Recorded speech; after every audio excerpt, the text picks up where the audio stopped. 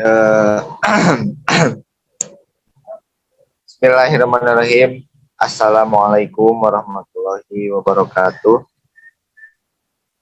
Alhamdulillah, Waalaikumsalam warahmatullahi alhamdulillah, nahmaduhu wa nasta'inuhu wa nastaghfiruh wa na'udzu billahi min syururi anfusina wa min sayyiati a'malina may yahdihillahu fala mudhillalah wa may yudhlilhu fala hadiyalah. Asyhadu an la ilaha illallah wa asyhadu anna Muhammadan abduhu wa rasuluh.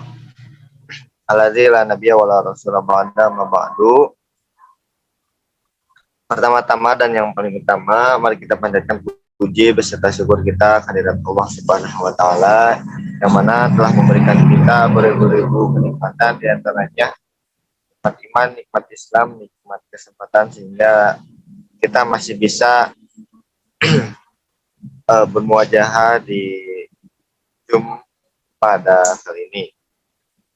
Selanjutnya, salawat serta salam tak lupa kita curah limpahkan kepada baginda kita, yakni Nabi Muhammad Sallallahu Alaihi Wasallam, yang mana yang telah membawa ajaran agama Islam dari zaman jahiliyah hingga zaman yang terang menderang seperti saat ini. Baik, di sini kami dari kelompok 7 akan mempresentasikan hasil diskusi kami terkait trauma and stressor related disorder. Dan untuk anggota dari kelompok 7 ini itu ada yang pertama Teh Ajripa Nurul Pandowo, kemudian Teh Irma Rahmawati, kemudian saya sendiri itu Zakir Rahmatillah, dan ada Fadli Husaini.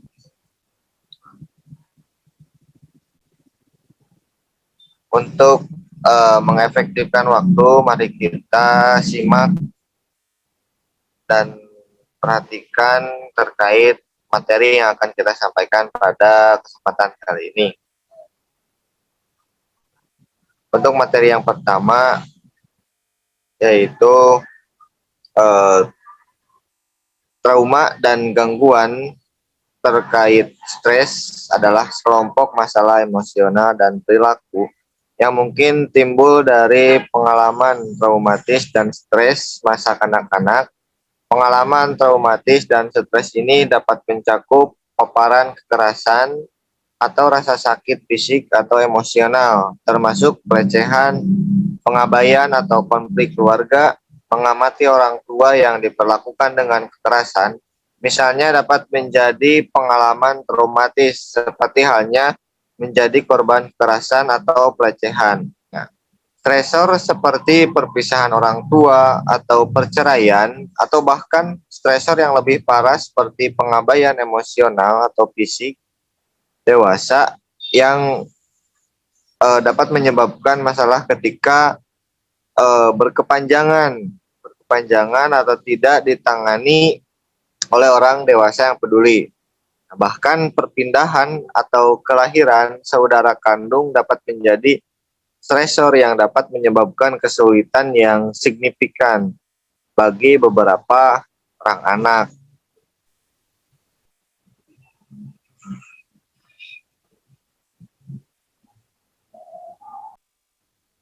RAD adalah gangguan interaksi dan hubungan sosial yang didasarkan pada pengasuhan yang sangat tidak memadai, seperti menelantarkan kebutuhan fisik dan emosional dasar anak atau sering berganti pengasuh, sehingga menghalangi ikatan yang adekuat.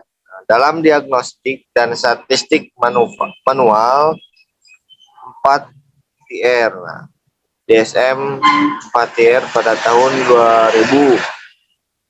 Nah, didefinisikan sebagai kondisi yang secara nyata terganggu dan perkembangan sosial yang tidak sesuai. Nah, gejala mulai sebelum usia 5 tahun dan berkaitan dengan pengasuhan patologis dalam banyak hal. RAD digambarkan ada dua subtype, yaitu emotionally withdrawn atau inhibit subtype and indiscriminate sosial, atau eh, disinhibit subtype. Nah, untuk menanganinya, nah, langkah pertama dalam merawat anak dengan gangguan pelekatan reaktif biasanya melibatkan memas- memastikan anak diberi lingkungan yang penuh kasih, perhatian, dan stabil. Terapi tidak akan efektif jika seorang anak terus bergerak dari panti asuhan ke panti asuhan, atau jika ia terus tinggal di lingkungan perumahan dengan pengasuh yang tidak konsisten. Nah, terapi biasanya melibatkan anak serta orang tua atau pengasuh utama. Caregiver dididik tentang gangguan lampiran reaktif dan diberikan informasi tentang bagaimana membangun kepercayaan dan mengembangkan ikatan yang sehat.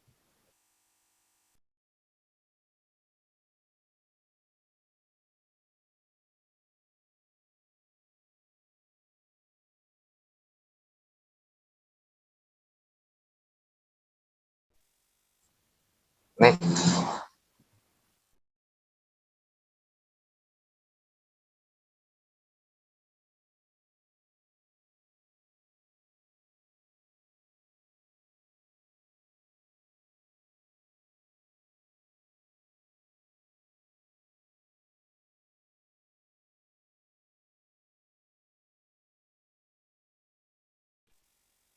untuk yang selanjutnya yaitu ada faktor-faktor penyebab RAD.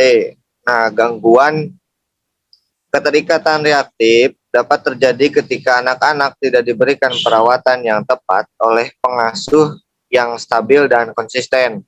Nah, jika pengasuh tidak menanggapi tangisan bayi atau anak tidak diasuh dan dicintai, ia mungkin tidak mengembangkan keterikatan yang sehat. Untuk contohnya sendiri, yaitu yang pertama ada seorang ibu di penjara dan terus anak itu tinggal dengan berbagai kerabat.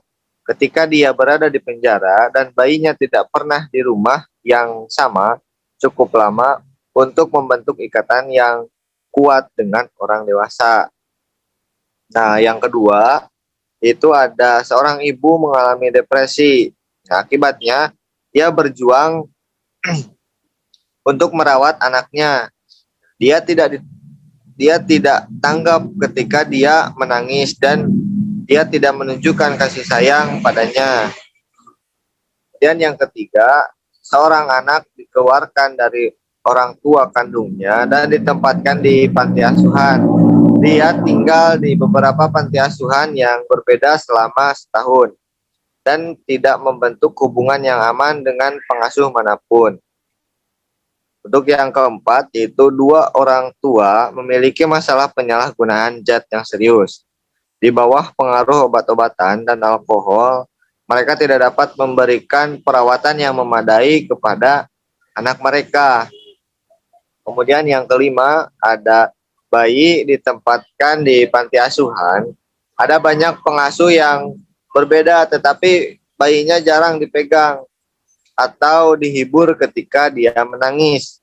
Dia menghabiskan sebagian besar waktunya di tempat tidur. Kemudian yang keenam itu ada seorang ibu muda tidak mengerti dasar-dasar perkembangan anak. Dia tidak memiliki pengetahuan untuk merawat anaknya secara fisik dan emosional. Anak tidak terikat dengan ibunya karena dia tidak tanggap terhadap kebutuhannya.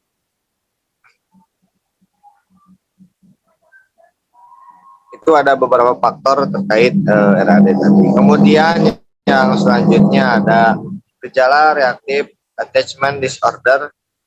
Ini ada gejalanya. Untuk yang pertama yaitu jarang atau minimal mencari kenyamanan saat tertekan. Kemudian yang kedua, jarang atau minimal merespon kenyamanan saat tertekan. Jadi dalam gejala reactive attachment disorder ini ada eh, beberapa ya. Ini yang pertama ada ya mencari kenyamanan saat tertekan. Kemudian yang kedua ada merespon kenyamanan saat tertekan. Nah, untuk memenuhi kriteria, mereka juga harus menunjukkan dua dari gejala berikut. Ketanggapan sosial dan emosional minimal pada orang lain. Kedua, ada pengaruh positif terbatas. Dan yang ketiga, yaitu episode iritabilitas, kesedihan, atau ketakutan yang tidak dapat dijelaskan yang terbukti selama interaksi yang tidak mengancam dengan pengasuh orang dewasa.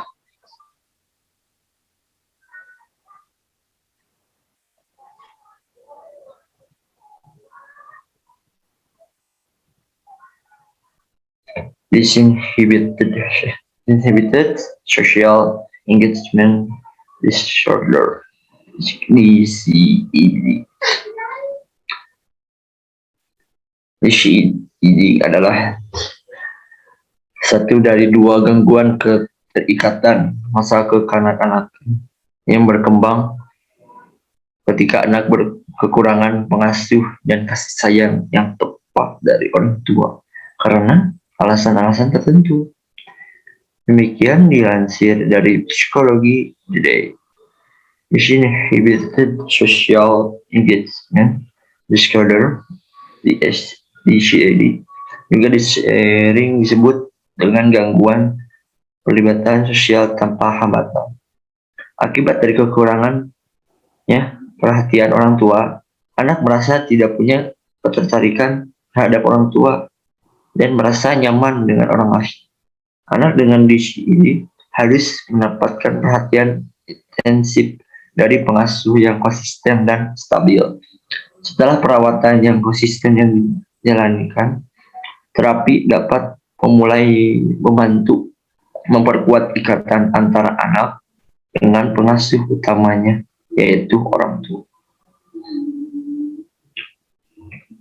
Faktor penyebab DCED. 1. Pengasuh utama yang sering kali berganti-ganti membatasi kesempatan anak untuk membentuk ikatan yang stabil. Pengasuh utama. Poin kedua, pengasuh yang tidak biasa membatasi peluang anak untuk membentuk keterikatan selektif seperti anak lebih banyak menghabiskan waktunya itu dengan pengasuh utamanya. Ketiga, kekurangan terpenuhi emosional dasar untuk rasa nyaman, stimulasi dan kasih sayang yang dipenuhi oleh orang dewasa yang mengasuh. Kriteria diagnosis di sini. Untuk memenuhi kriteria DCED, seorang anak harus menunjukkan pola perilaku yang melibatkan pendekatan dan interaksi dengan orang dewasa yang tidak dikenal. Setidaknya dua perilaku. 1. Bersikap aktif dalam mendekati dan berinteraksi dengan orang yang tidak dikenal. 2.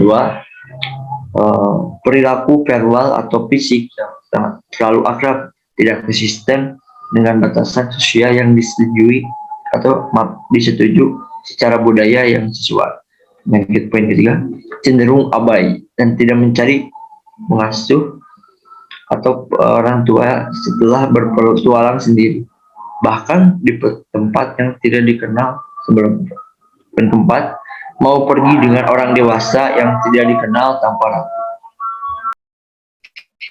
Untuk selanjutnya yaitu Post Traumatic Stress Disorder atau PTSD.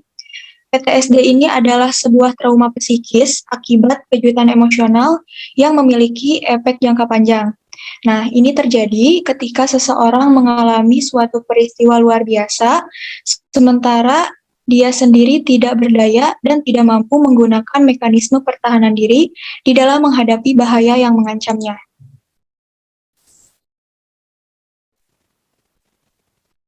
Lalu ada differential diagnosis dari PTSD. Yang pertama ada acute stress disorder. Gejala PTSD, acute stress disorder ini bisa sangat menyerupai. Yang membedakannya adalah durasi dari gejala tersebut. PTSD tidak dapat didiagnosis jika gejala muncul kurang dari 1 bulan. Dan begitupun sebaliknya, diagnosis gangguan stres akut dibuat jika gejala muncul kurang dari 1 bulan. Lalu yang kedua ada depresi. Nah, beberapa pasien dari PTSD ini memiliki gejala depresi yang perlu diperiksa dan dipertimbangkan saat merencanakan program pengobatan. Pasien PTSD juga mengalami peningkatan risiko mengalami depresi dan pemikiran atau perilaku bunuh diri. Nah, lalu yang ketiga ada gangguan cemas. Pasien PTSD ini bisa menunjukkan emosi negatif dan gejala fisiologi yang mirip dengan gangguan cemas. Nah, dengan adanya wawancara psikiatri yang baik akan membantu membedakan PTSD dari gangguan panik dan bentuk gangguan cemas yang lainnya. Lalu kemudian konsep dasar dari PTSD itu sendiri, yang pertama ada etiologi. Stresor adalah penyebab utama terjadinya gangguan stres pasca trauma. Stresor berupa kejadian yang traumatis, misalnya akibat pemerkosaan, kecelakaan yang parah, kekerasan pada anak atau pingsan, lalu ada bencana alam, perang, dan bahkan di penjara. Namun, tidak semua orang yang mengalami stresor yang berat ini mengalami PTSD pula. Trauma sendiri tidak cukup untuk menyebabkan PTSD. Respon pasien terhadap trauma haruslah takut yang sangat kuat, bahkan horor. Nah, dokter juga harus menilai faktor biologis dan psikologis yang ada pada orang yang telah mengalami trauma menurut Kapla, Sadok, dan Greb 2007. Lalu yang kedua ada faktor resiko dari PTSD. Ada faktor biologis, diantaranya keturunan genetik, kepribadian borderline atau paranoid, dependent atau antisosial. Sedangkan psikososial diantaranya kejadian traumatis sebelumnya, terutama saat anak-anak, lalu ada perubahan hidup penuh stres yang baru terjadi, lalu ada sistem pendukung yang tidak kuat, misalnya dukungan keluarga atau kelompok yang kurang, lalu yang terakhir konsumsi alkohol yang berlebihan. Lalu penanganan dari PTSD ini, penanganan yang pertama, yaitu psikologis menjadi pilihan utama dalam penurunan kejadian PTSD ini, terutama pada kejadian PTSD akibat bencana alam dan kejadian yang melibatkan banyak korban. Penanganan diberikan salah satunya adalah Cognitive Behavioral Therapy atau CBT. Nah, CBT ini dilakukan untuk membantu mengevaluasi kepercayaan yang tidak rasional yang berdampak pada munculnya gejala-gejala PTSD. Pada dasarnya, CBT ini dilakukan untuk mengubah perilaku dan pengadopsian pikiran yang lebih realistis untuk membantu mencapai emosi yang seimbang.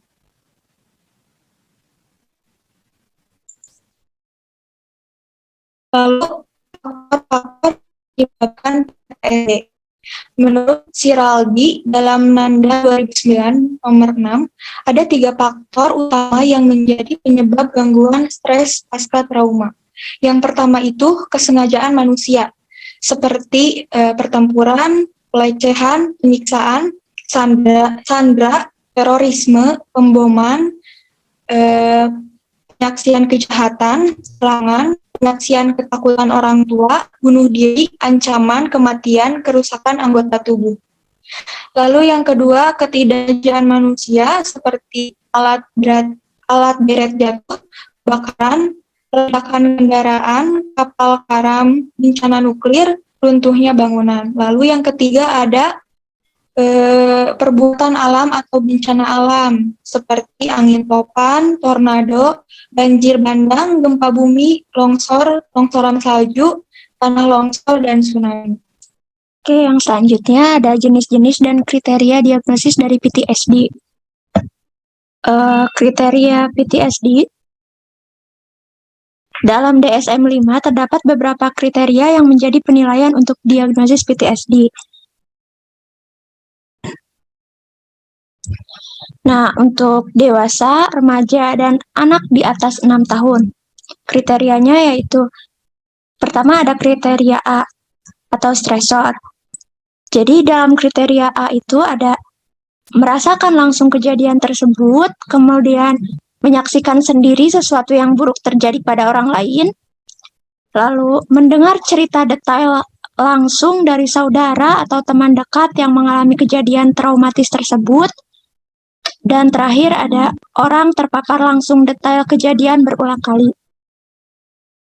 Kemudian yang kedua ada kriteria B atau gejala intrusi. Dalam kriteria B terdapat pertama, memori yang berulang tanpa disadari, lalu sering mimpi buruk, baik berkaitan maupun tidak berkaitan dengan trauma. Kemudian reaksi disosiatif, ini merupakan perasaan seolah-olah kejadian traumatis tersebut terjadi lagi. Kemudian ada stres berkepanjangan setelah kejadian trauma. Lalu terdapat reaksi fisik jika teringat kejadian tersebut, seperti meningkatnya detak jantung. Lalu yang kriteria C ada menghindar. Di kriteria ini terdapat dua kriteria, yaitu menghindari pemikiran yang berhubungan dengan kejadian traumatis dan menghindari hal yang mengingatkan dengan kejadian traumatis seperti orang, tempat, aktivitas, dan objeknya. Lalu yang keempat ada kriteria D, yaitu perubahan suasana hati yang buruk. Di dalamnya ada tidak mampu untuk mengingat pokok masalah dari kejadian traumatis, lalu mengalami perasaan negatif yang persisten, misal menganggap semua orang itu jahat atau diri sendiri adalah orang yang gagal. Lalu ketiga ada merasakan emosi negatif terus-menerus, termasuk ketakutan, marah, bersalah, atau malu. Lalu menganggap semua kegiatan tidak menyenangkan, dan tidak bisa merasakan perasaan yang menyenangkan seperti bahagia dan cinta. Slide selanjutnya.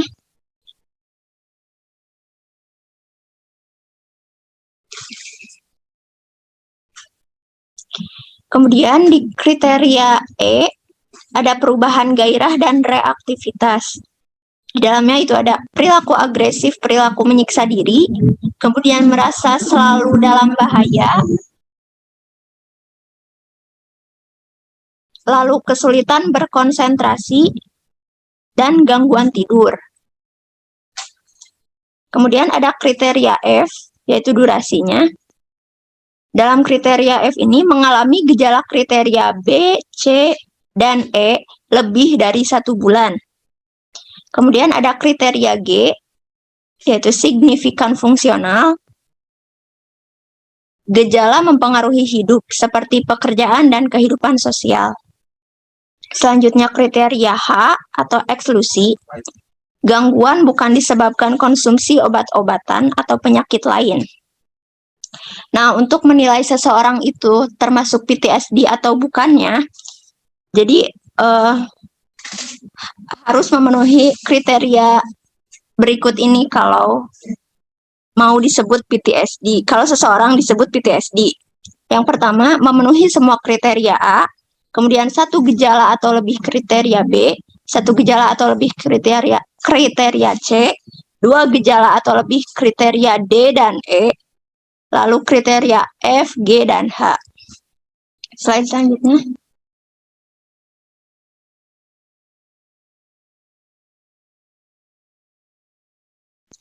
Selanjutnya untuk anak usia 6 tahun.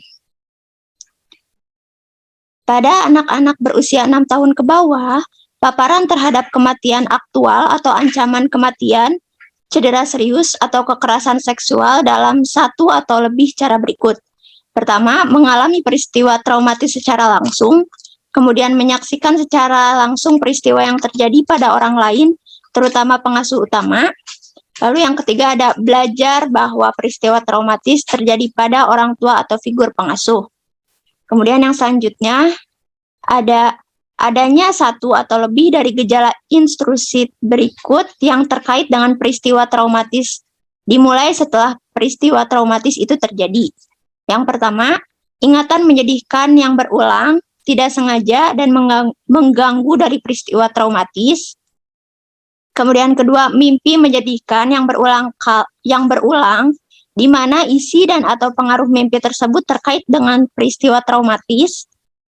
Lalu reaksi disosiatif, misalnya kilas balik, di mana anak merasa atau bertindak seolah-olah peristiwa traumatis itu berulang. Kemudian tekanan psikologis yang intens atau berkepanjangan saat terpapar isyarat internal atau eksternal yang melambangkan atau menyerupai aspek dan peristiwa traumatis. Dan terakhir, reaksi fisiologis yang ditandai dengan pengingat peristiwa traumatis. Slide selanjutnya. Kemudian selanjutnya ada satu atau lebih gejala berikut yang menunjukkan penghindaran terus-menerus terhadap rangsangan yang terkait dengan peristiwa traumatis atau perubahan negatif dalam kognisi dan suasana hati yang terkait dengan peristiwa traumatis harus ada dimulai setelah peristiwa atau memburuk setelah kejadian. Yaitu pertama, penghindaran stimulus yang persisten. Di dalamnya ada penghindaran atau upaya untuk menghindari aktivitas, tempat, atau pengingat fisik yang membangkitkan ingatan atau peristiwa traumatis. Kemudian yang kedua, penghindaran atau upaya untuk menghindari orang, percakapan, atau stimulasi atau situasi interpersonal yang membangkitkan ingatan tentang peristiwa traumatis. Kemudian yang B, ada perubahan negatif dalam kognisi. Di dalamnya ada frekuensi keadaan emosi negatif yang mengingat secara substansial, misalnya ketakutan, rasa bersalah, kesedihan, rasa malu, dan kebingungan. Kemudian yang kedua ada berkurangnya minat atau partisipasi secara nyata dalam aktivitas signifikan, termasuk pembatasan permainan. Lalu yang ketiga ada perilaku menarik secara sosial. Dan yang terakhir ada pengurangan terus-menerus dalam ekspresi emosi positif. Lalu kriteria yang keempat itu ada perubahan gairah dan reaktivitas yang terkait dengan peristiwa traumatis. Mulai atau memburuk setelah peristiwa traumatis terjadi sebagaimana dibuktikan oleh dua atau lebih dari berikut ini. Yaitu pertama, perilaku mudah tersinggung dan ledekan kemarahan. Kedua, kewaspadaan yang berlebihan. Ketiga, respon kaget yang berlebihan. Keempat, masalah dengan konsentrasi dan gangguan tidur. Kemudian yang kelima, ada durasi gangguan lebih dari 1 bulan. Kemudian kriteria yang keenam, ada gangguan tersebut menyebabkan penderitaan yang bermakna secara klinis atau gangguan dalam hubungan dengan orang tua, saudara kandung, teman sebaya, atau pengasuh lain, atau dengan perilaku sekolah. Dan kriteria yang terakhir yaitu gangguan tidak disebabkan oleh efek fisiologis suatu zat, misalnya obat-obatan atau alkohol atau kondisi medis lainnya. Yang selanjutnya ada akut stress disorder.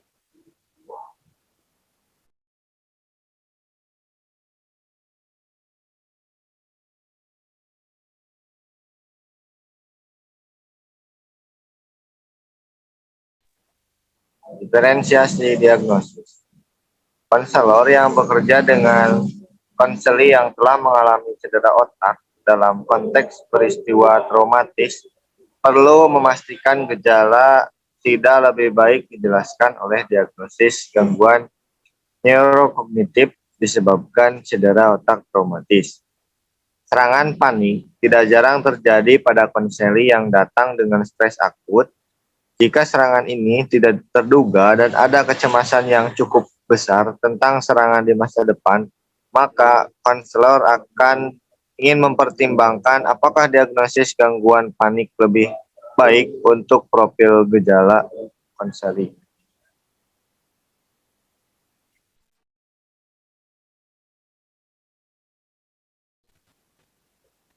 Kemudian ada konsep dasar. Poin A yaitu etiologi. Gangguan stres akut atau akut stress disorder adalah paparan terhadap peristiwa traumatik seperti kondisi yang mengancam nyawa, kekerasan fisik, kekerasan seksual, atau cedera fisik yang signifikan. Poin yang kedua itu poin B, ada penanganan. Nah, yang pertama terapi farmakologi. Obat yang sering dipakai adalah obat anti cemas, anksiolitik, golongan benzodiazepin seperti diazepam, lorazepam, alprazolam, dan antidepresi. Golongan SRI seperti fluoxetine, Stralin. Yang kedua ada dengan psikoterapi, yaitu pendekatan perilaku, pendekatan kognitif, dan yang terakhir ada metode coping stress.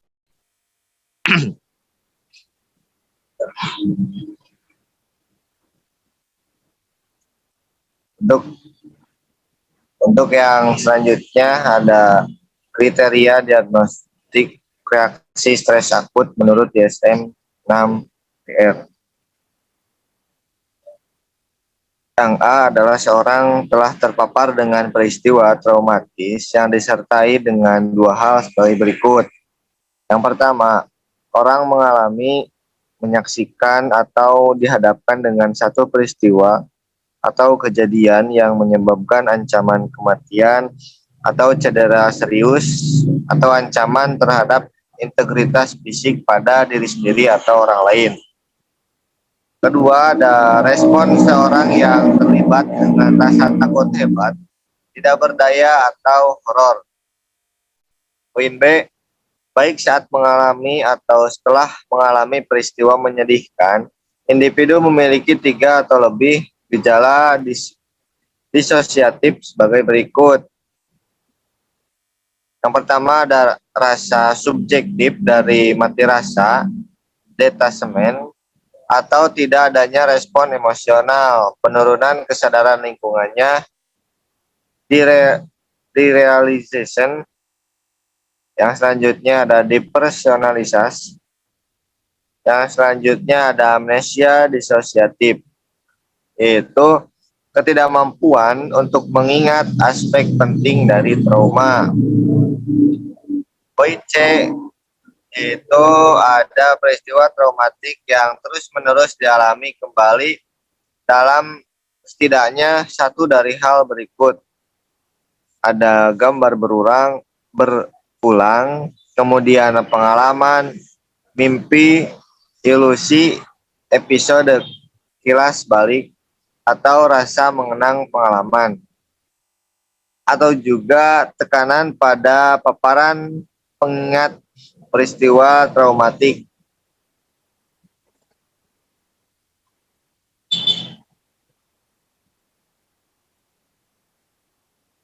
Kemudian yang poin D yaitu ditandai menghindari rangsangan yang membangkitkan ingatan mengenai peristiwa traumatik, misalnya pikiran, perasaan, percakapan, kegiatan, tempat, orang. Kemudian yang poin E ditandai gejala kecemasan atau meningkatnya kewaspadaan. Misalnya sulit tidur, mudah marah, kurang konsentrasi, hypervigilance, respon kaget yang berlebihan, kegelisahan motorik. Poin F yaitu gangguan tersebut menyebabkan distres klinis yang bermakna atau penurunan kemampuan bidang sosial, pekerjaan, atau fungsi penting yang mengganggu kemampuan individu untuk menyelesaikan beberapa tugas yang diperlukan, seperti memperoleh bantuan yang diperlukan atau memobilisasi sumber daya individu dengan mengatakan kepada anggota keluarga tentang pengalaman traumatis. Yang poin G yaitu ada gangguan berlangsung minimal selama 2 hari dan maksimal 4 minggu. Dan terjadi dalam waktu 4 minggu dari peristiwa traumatik. Poin H, gangguan tidak disebabkan oleh efek fisiologis langsung dari suatu zat, misalnya penyalahgunaan obat-obat. Yang selanjutnya ada gangguan penyesuaian. Adjustment disorder atau gangguan penyesuaian adalah sekumpulan kondisi yang berkaitan dengan stres. Namun, reaksi terhadap stres atau trauma pada adjustment disorder biasanya bersifat berlebihan. Gangguan penyesuaian merupakan reaksi maladaptif jangka pendek terhadap stresor yang dapat diidentifikasi yang muncul selama 3 bulan dari munculnya stresor atau penyebab stres tersebut. Gangguan ini merupakan respon patologis terhadap apa yang oleh orang awam disebut sebagai kekurang beruntungan atau yang menurut para psikiater disebut sebagai stresor psikososial. Gangguan penyesuaian ini biasanya mengganggu fungsi sosial dan penampilan, dan muncul sebagai adaptasi terhadap perubahan hidup yang signifikan. Stresor dapat mempengaruhi integritas kehidupan sosial seseorang melalui kehilangan atau perpisahan, atau bahkan yang melibatkan sistem yang lebih luas seperti migrasi atau pengungsian.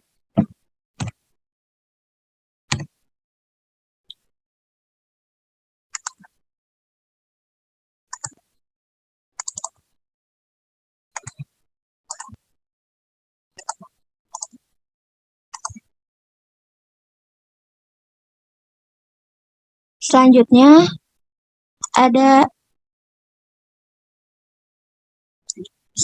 ada diferensial diagnosis.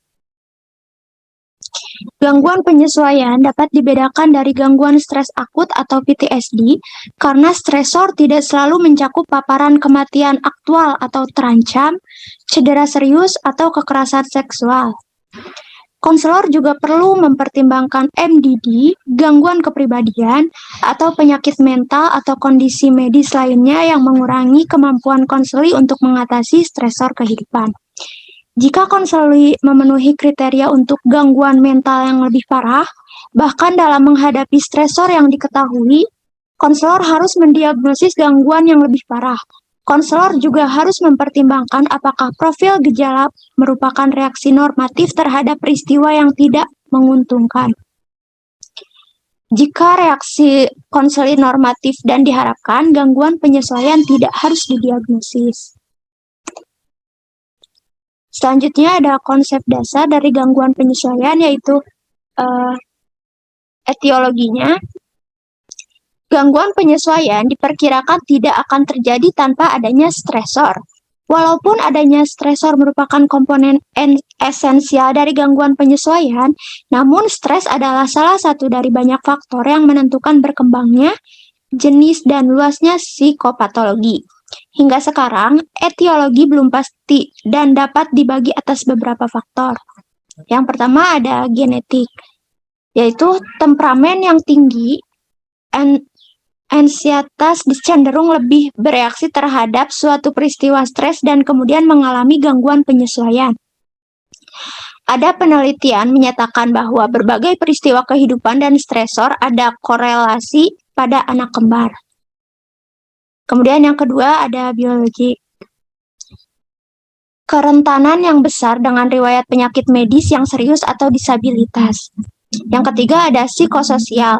Kerentanan yang besar pada individu yang kehilangan orang tua pada masa bayi atau mereka yang ada pengalaman buruk dengan ibu, kemampuan mentolerir frustasi dalam hidup individu dewasa berhubungan dengan kepuasan dari kebutuhan dasar hidup masa bayi.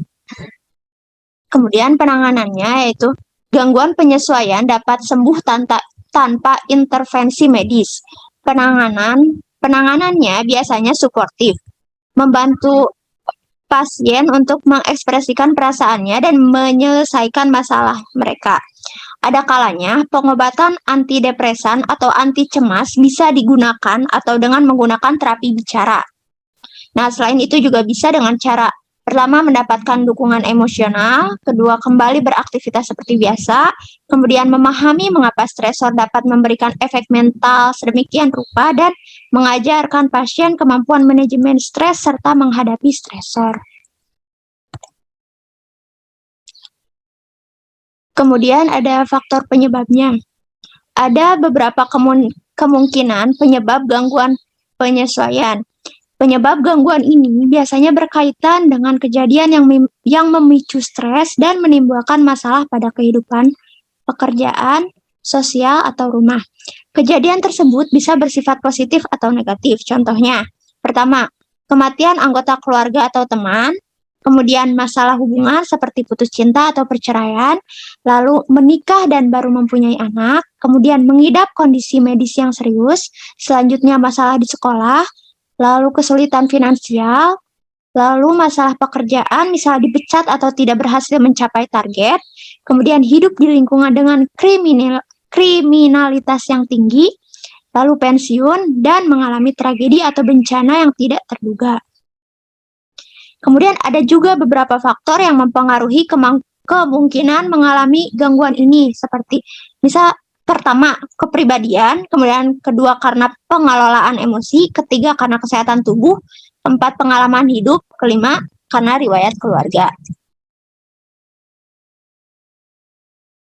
Selanjutnya ada kriteria diagnosis gangguan penyesuaian menurut DSM-4-TR. Pertama, perkembangan gejala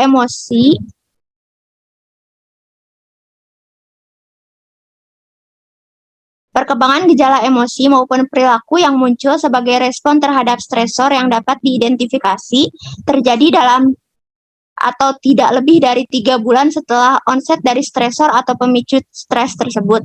Gejala atau perilaku tersebut secara klinis bermakna pertama, penderitaan yang nyata melebihi apa yang diperkirakan saat mendapatkan paparan stresor. Kedua, gangguan yang bermakna pada fungsi sosial atau pekerjaan, termasuk dalam bidang akademik.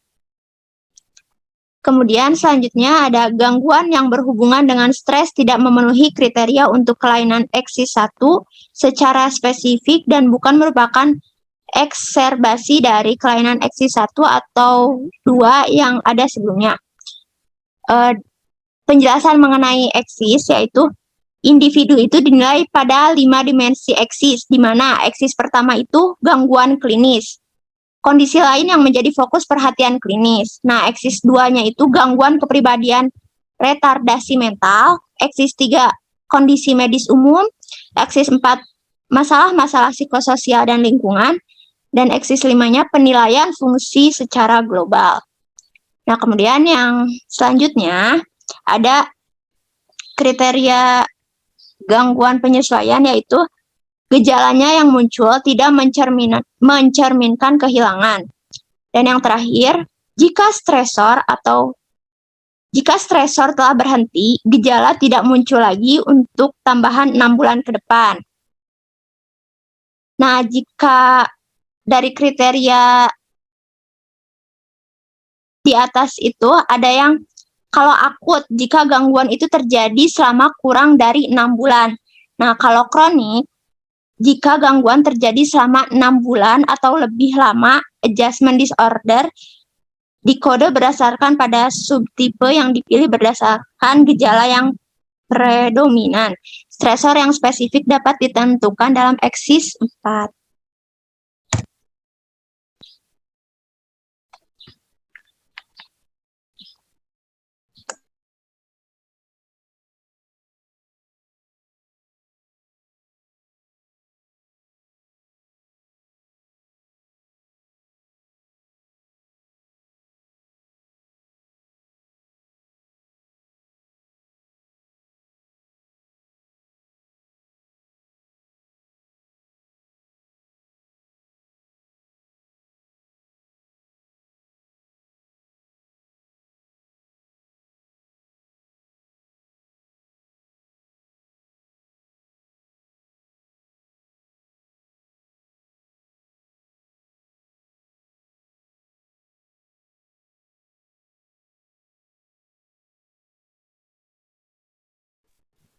Baik, untuk yang selanjutnya, yaitu kasus Amanda. Sekitar setahun yang lalu, saya mengalami kecelakaan mobil besar. Pun saya hanya menderita luka ringan, 2 teman saya tewas. Awalnya, kecelakaan itu tampak seperti mimpi buruk. Kemudian mimpi buruk itu dimulai. Sekarang, pemandangan dan suara kecelakaan itu menghantui saya sepanjang waktu. Saya sulit tidur di malam siang hari. Saya merasa gelisah. Saya melompat setiap kali saya mendengar sirine atau deritan. Dan saya menghindari TV sama sekali karena mungkin akan menemukan program yang menunjukkan kejar-kejaran mobil atau adegan kecelakaan. Saya menghindari mengemudi jika memungkinkan. Nah, analisis kasus Amanda memiliki gejala yang pertama, kriteria A, di mana dia merasakan langsung kejadian kecelakaan tersebut, menyaksikan sendiri sesuatu yang buruk terjadi pada orang lain. Lalu yang kedua, kriteria B, yaitu yang berulang tanpa disadari, stres berkepanjangan setelah kejadian trauma. Lalu kriteria C, yaitu menghindari pemikiran yang berhubungan dengan kejadian kecelakaan yang dialaminya. Dan Amanda juga menghindari hal yang mengingatkan dengan kejadian traumatis, seperti menghindari mengemudi. Ia juga menghindari TV karena menghindari adegan kejar-kejaran dengan mobil atau adegan kecelakaan. Lalu kriteria D, Amanda merasa emosi negatif menerus, termasuk ketakutan. Amanda juga tidak bisa merasakan perasaan yang menyenangkan, seperti bahagia, cinta. Setelah kecelakaan tersebut, dia selalu merasakan kegelisahan. Lalu ada kriteria E, Amanda setelah kejadian itu merasa selalu dalam bahaya, sulit berkonsentrasi, dan memiliki gangguan tidur. Lalu kriteria F, Amanda mengalami gejala kriteria B, C, dan D, dan E lebih dari 1 bulan. Lalu ketujuh, kriteria G, gejala mempengaruhi kehidupan sosial dari Amanda tersebut. Lalu kedelapan, kriteria H, gangguan ini bukan disebabkan konsumsi obat-obatan atau penyakit lain, namun karena trauma yang dialaminya setelah terjadi kecelakaan. Lalu dapat disimpulkan bahwa Amanda memenuhi kriteria seseorang untuk didiagnosis PTSD. Yani Amanda telah memenuhi kriteria A, memiliki lebih 1 gejala kriteria B, lebih dari 1 gejala kriteria C, 2 gejala atau lebih kriteria D, 2 gejala atau lebih kriteria F, E, F, G, dan H. Sehingga Amanda didiagnosis PTSD atau Post Traumatic Stress Disorder. Lanjutnya.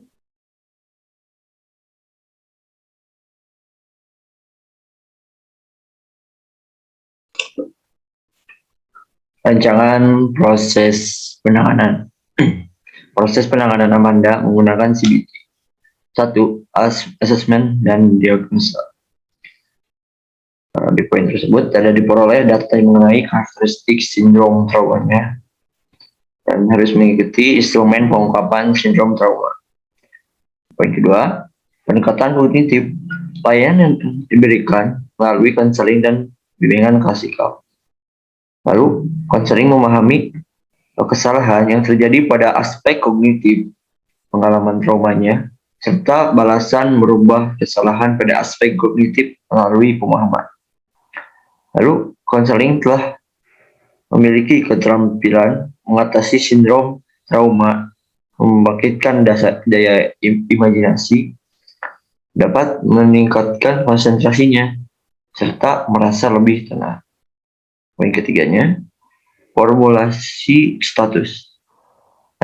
Layanan yang diberikan yaitu konseling tentang kondisi traumatis yang dialami konseling. Lalu konseling dapat memahami pengalaman trauma serta dampak bagi kehidupan. Oke, lalu konseling memiliki kesiapan dan kesanggupan untuk terus melakukan terapi. Lalu konseling menunjukkan perasaan yang lebih tenang. Dan poin keempatnya, fokus terapi.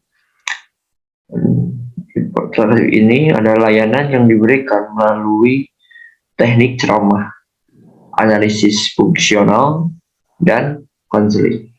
Lalu konseling menunjukkan kesiapannya untuk dapat melanjutkan terapi dan meningkatkan fokus terapinya. Dan poin keenam, intervensi tingkah laku. Layanan yang diberikan melalui teknik analisis fungsional, pekerjaan rumah, konseling, simulasi, dan role playing. Konseling memiliki keterampilan untuk merencanakan kehidupannya. Dan ada juga melatih konseling untuk dapat hidup dengan terencana, memiliki keterampilan dalam mengambil keputusannya. Konseli sudah mampu mempercayai lingkungannya serta dapat meningkatkan interaksi dengan orang lain. Konseling dapat merubah pikiran negatif melalui pembuktian yang diberikan melalui pengkondisiannya. Memiliki keterampilan dalam mengambil keputusan, mampu mengendalikan tingkah laku agresifnya, mempunyai keterampilan dalam pengendalian emosinya. Konseling memiliki kesiapsiagaan untuk mengantisipasi munculnya kembali pengalaman traumatis, serta keseluruhan konseling dapat mereduksi ketakutan terhadap pengalaman traumatisnya. Poin ketujuh, perubahan core belief. Layanan yang diberikan melalui ceramah, analisis fungsional, serta konseling. Konseling telah meyakini bahwa kondisi trauma yang dialami sangat merugikan bagi dirinya. Konseling merasa lebih gembira serta mampu mereduksi sindrom trauma, dan konseling dapat berpikir lebih baik. Poin ke-8, pencegahan. Konseling memiliki komitmen untuk melanjutkan terapi dengan metode self-help serta berkesinambungan. Konseling memiliki keterampilan mengolah pikiran, perasaan, perbuatan, serta positif dalam setiap masalah yang dihadapi.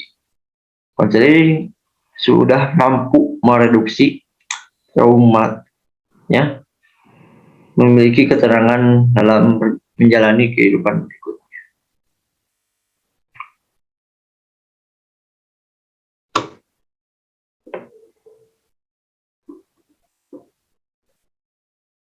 Terima kasih. Ini presentasi dari trauma stress related discourse dari kelompok 7.